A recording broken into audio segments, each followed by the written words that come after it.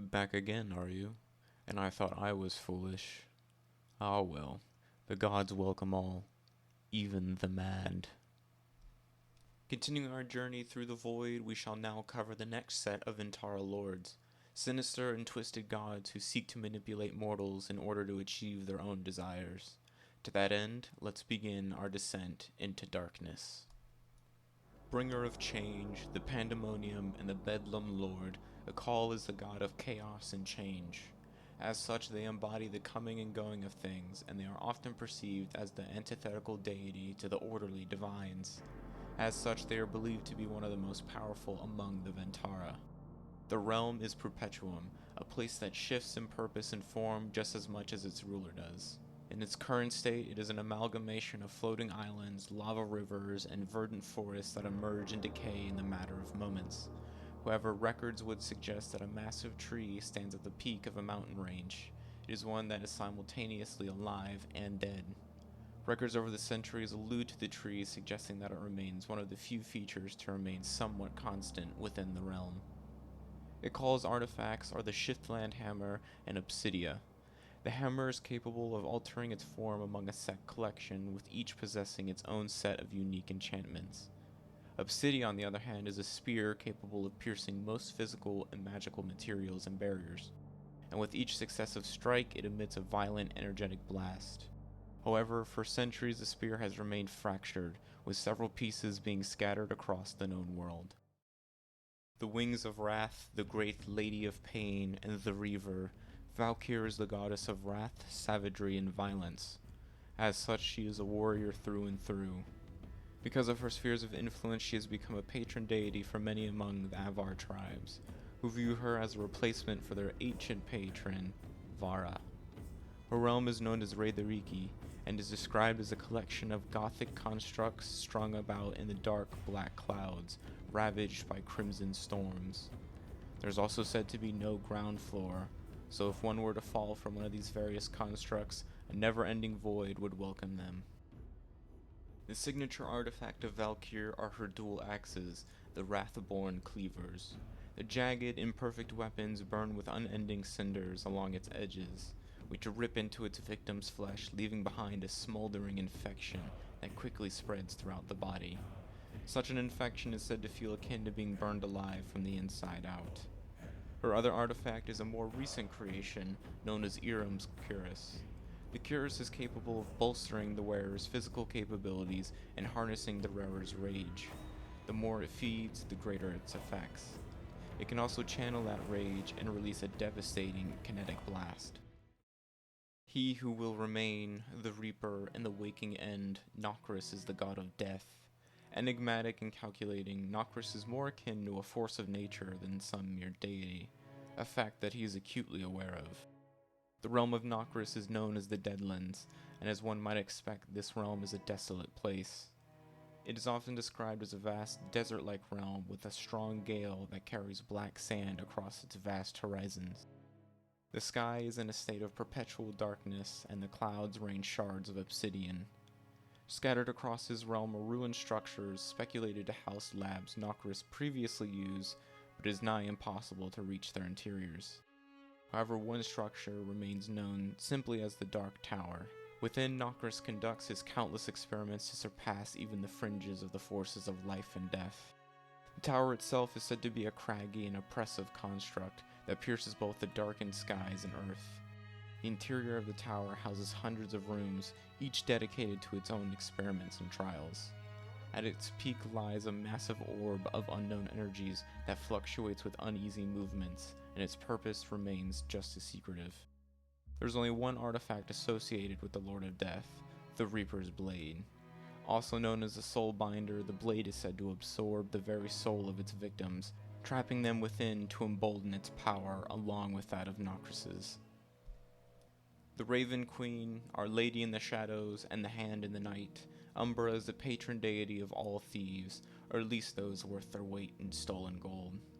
Umbra is the god of shadows, darkness, and thievery, and in the darkness of the void lies the Evershade, Umbra's realm. It is a realm of perpetual twilight, and it is unique in that it has a large central realm with multiple pocket realms surrounding it. These surrounding realms constantly shift and appear different to every mortal, making it tricky to navigate for the inexperienced. The largest of these dimensions is known as the Crow's Wood. It is a heavily forested place with massive trees which cast far shadows in the dimly lit realm. The central plane is the eclipsed shore. This lustrous plane contrasts greatly with the plains of the other Ventara, as it is rather peaceful and serene. It is described as an ever-expansive beach leading to a magnificent grove of ancient flora that reaches for the twilight sky. At the center of the forest is an intricate palace woven into the expansive branches. No mortal has ever entered this grand estate, and it is believed to be the seat of Umbra and her power. It is also said that Umbra has contributed 3 artifacts to the realm of mortals: the Skeleton Key, the Black Mask, and the Silent Striders. The Skeleton Key is capable of opening any locked door and barrier, even those that lie within its wielder. The Black Mask is one made entirely of obsidian, and its enchantment is said to completely erase the wearer's existence from history and memories, rendering them nearly non-existent as long as they don it. Lastly is the Silent Striders. These unassuming boots grant its wearer enhanced agility, stamina, and nullifies any sound they may produce. As one might expect if a thief were to come in possession of all 3, well, let's just say that even the gods may need to watch their pockets.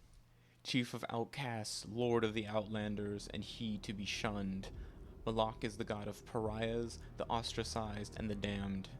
It is said that Malok was once the weakest among the known Ventara, with some records even stating that he was but a lowly Velkin, a servant to long-forgotten or unknown Ventara.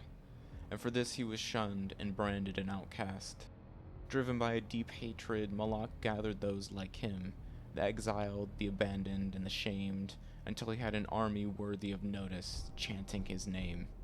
From there he marched on those that had wronged him, until they submitted or fell to his blade. And once all of his enemies had been bested, a new god emerged, Malok.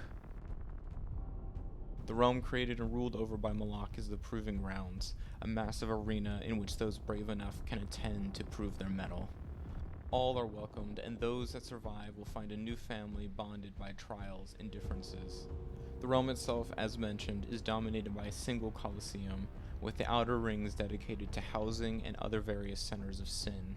It is also said that the realm is bathed in a white light as a singular white star dominates the sky, unmoving and uncaring. It is believed that Malok resides within the star itself, but any true worshipper of Malok would deny such claims. Malok has only one artifact associated with him, the God Cleaver. A large battle axe, the weapon is fabled to be capable of slaying gods, but no tangible records support such a claim.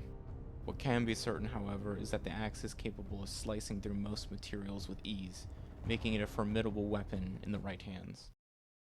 The shadow-drowned king, arbiter of anguish, and lord of apathy, Arid is the Ventara of sorrow and despair. When compared to his kin, Arid is by far the strangest of them all, and not because of his domains or any perceived weakness, but for the fact that he empathizes deeply with those affected by said domains. And unlike most Ventara, Arid is compassionate to mortals, so much so that it is said that those who find themselves in the deepest pits of despair speak of a ghostly apparition attempting to comfort them. Arid is also an oddity, for he is one of the few Ventara to control a familiar, a being made from a piece of his divine power. This familiar, known as Bast, takes on a feline appearance and is believed that Arid created her so that he would never be alone again. There has only been one somewhat reliable report of Arid's realm, but such an account was centuries ago. From what remains of it, it speaks of a dark and gloomy forest where the trees claw out and the birds sing with melancholy and dread. Presently, Arid has no known artifacts associated with him. That isn't to say they don't exist, but given the god's proclivities, it wouldn't be surprising to discover that any artifacts that he may possess, he keeps well guarded from the hands of mortals. And that concludes our second look of the dark deities of Iskara. In the next part, we will conclude with the final selection of Ventara. Thank you for taking the time to watch this video, and feel free to like, subscribe, and comment any of your ideas, suggestions, or feedback down below. Take care, and happy world building.